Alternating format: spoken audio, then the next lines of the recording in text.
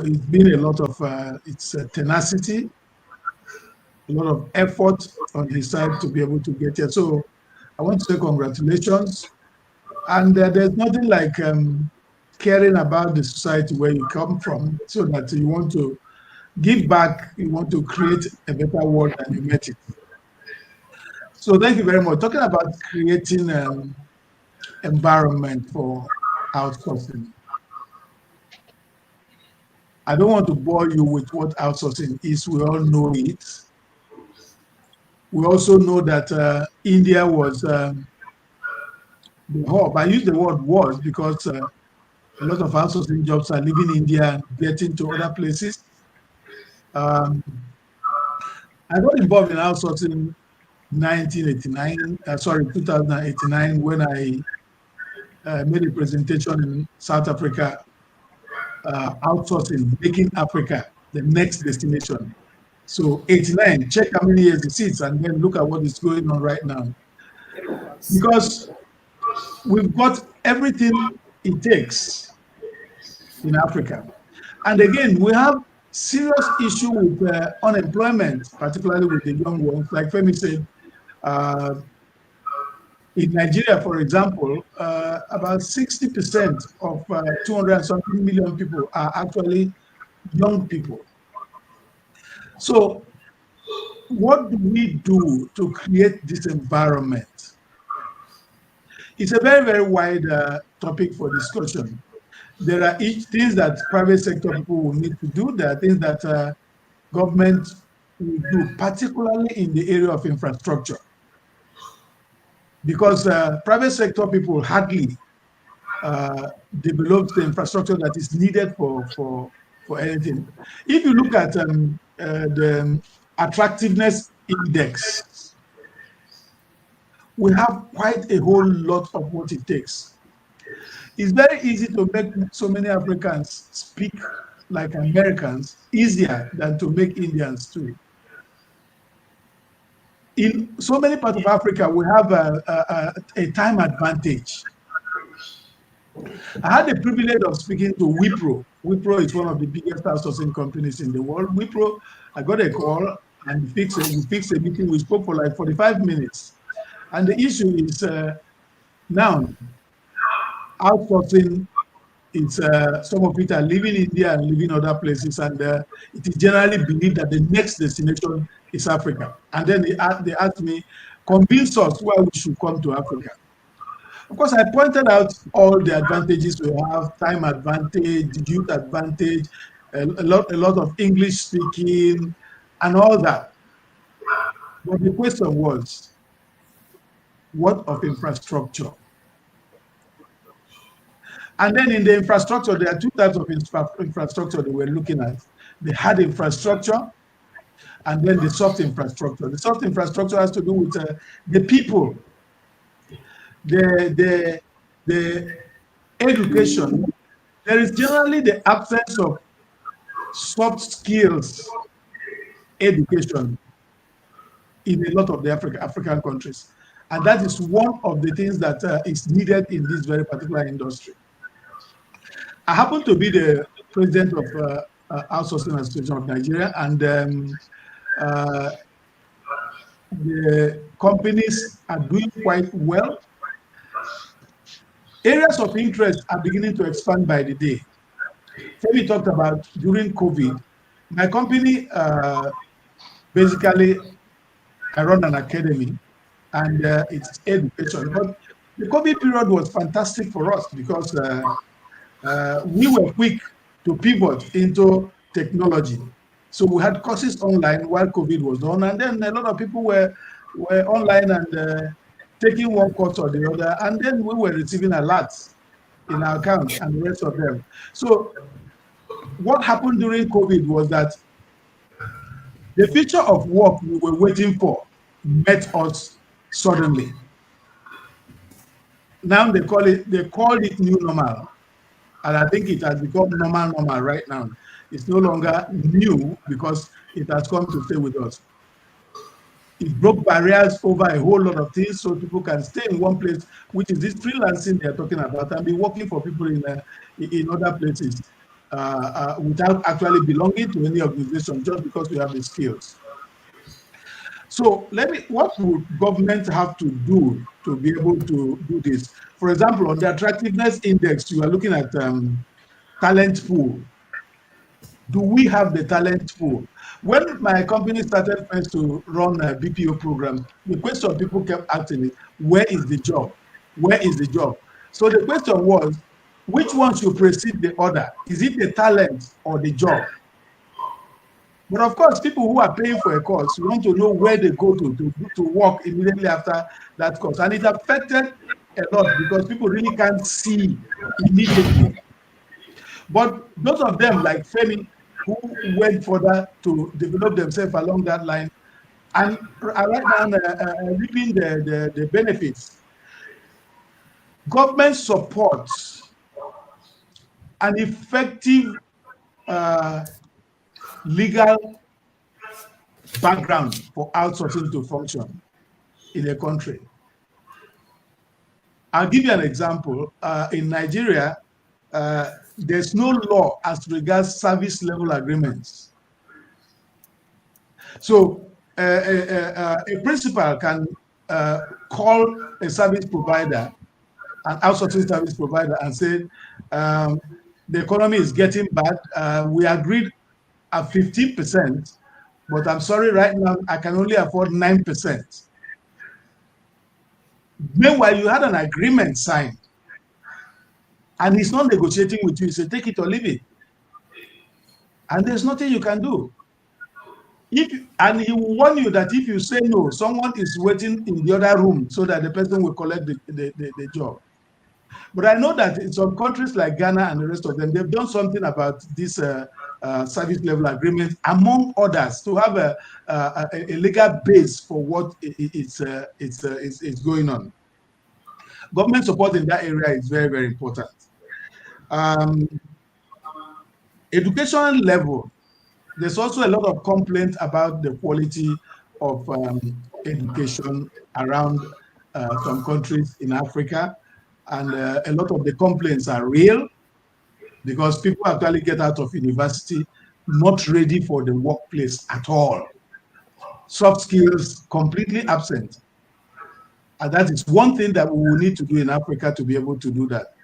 Recently, we are launching Institute of Soft Skills and Vocational Development in Nigeria. And what it is going to do is that bring that soft skills, there are campus programs, there are also open programs, there are soft skills for paramilitary and the rest of them. Because the whole idea is that the absence of vocational education is part of what we're suffering now. Everyone is looking for degrees and the rest of them. And at the end of the day, those degrees are not doing much for them. Again, I think the cost factor is an advantage as far as Africa is concerned. At least we can afford to offer some labor that is not too expensive compared to so many destinations. Then the IT industry, which is very, very critical for outsourcing a job. I think some African countries have done well. I mean, in Nigeria, we have major cables and the rest of them, and then the bandwidth is good, and so many African countries likewise. But others need to beef up their bandwidth if people will have to participate in the this thing, that is the outsourcing industry. The other thing to look at is what some countries have done. I think government of Kenya, when they were building to make sure that the outsourcing goes there, one thing they did was infrastructure in the area of telecoms.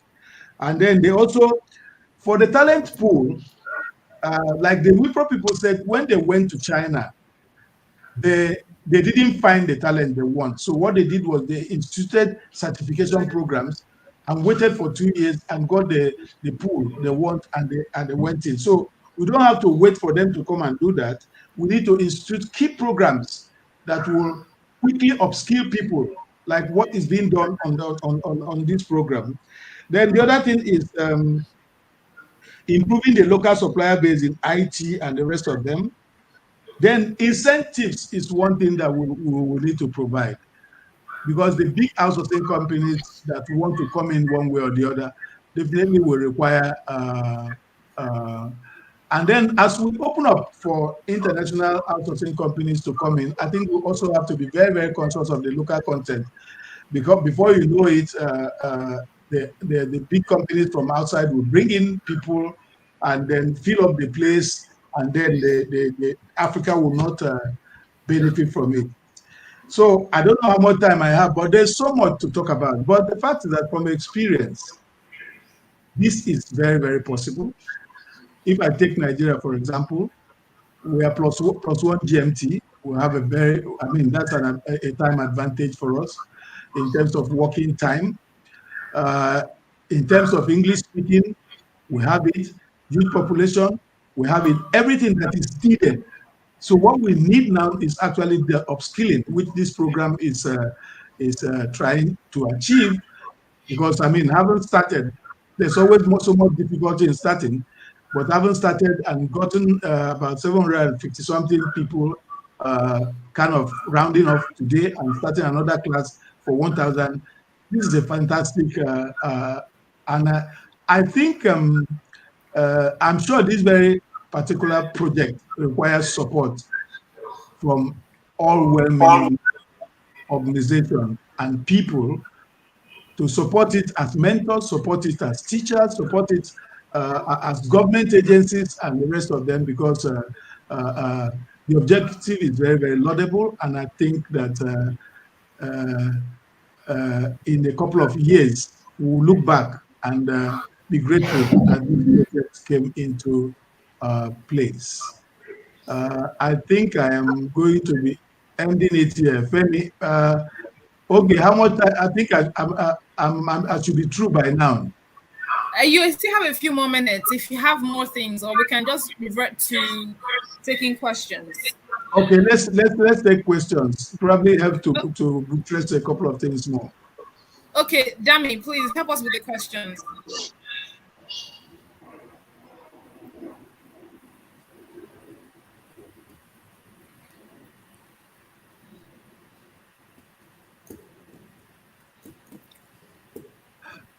While Dami, I'm waiting for it, help us with the questions, Dami. While I'm waiting for the questions, it's also important for us to, as Africans, to also check where our strengths are. You know that in BPO, you have the voice and you have the non-voice. Where is the strength of any country? Any country should look at where their strength is. Is it in the voice or is it in the non-voice, so that we can invest heavily in that very particular area? It doesn't mean that we won't be involved in the other one. That will help us and make life a whole lot easier for the country. Are you ready with the questions, Dami?